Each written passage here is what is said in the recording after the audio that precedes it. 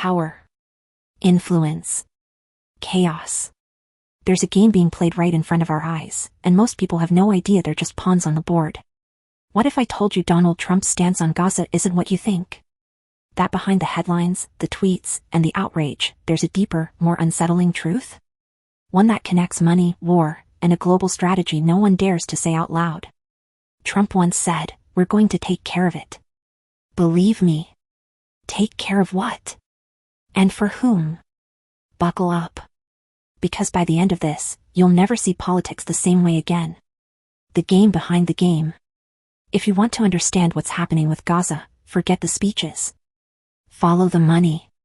Trump's foreign policy wasn't about democracy or peace, it was about leverage. The art of the deal, but not the kind he wrote about in his book. In 2017, he did what no U.S. president had dared to do before.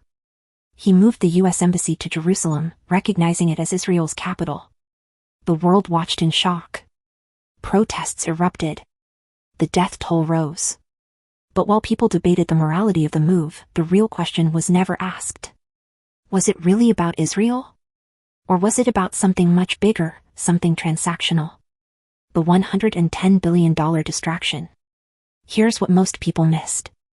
Around the same time Trump made that historic move, he also secured a $110 billion arms deal with Saudi Arabia, one of the biggest weapons deals in history.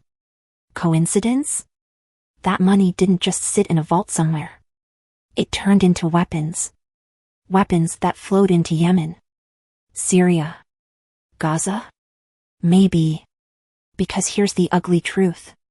War isn't about territory. It's about business. More conflict means more demand for weapons. More weapons mean bigger defense contracts. Bigger contracts mean more power for the people pulling the strings. Every war is an investment. And Trump? He didn't just play the game. He accelerated it. The Gaza playbook. Gaza isn't just a humanitarian crisis. It's a political chess piece used, traded, and manipulated by the world's power players. Every U.S. president talks about achieving peace in the Middle East. But here's the secret they'll never say out loud. Peace is bad for business. And Trump? He understood that better than most.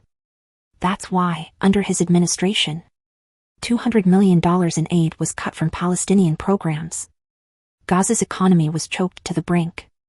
The cycle of violence was fed, because desperation breeds control. Because here's another truth they don't tell you. Desperate people are easier to manipulate. Easier to radicalize. Easier to justify bombing.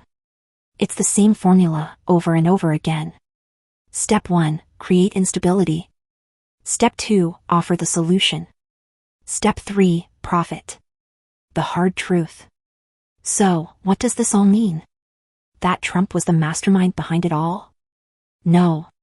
He was just one of many players in a much older game.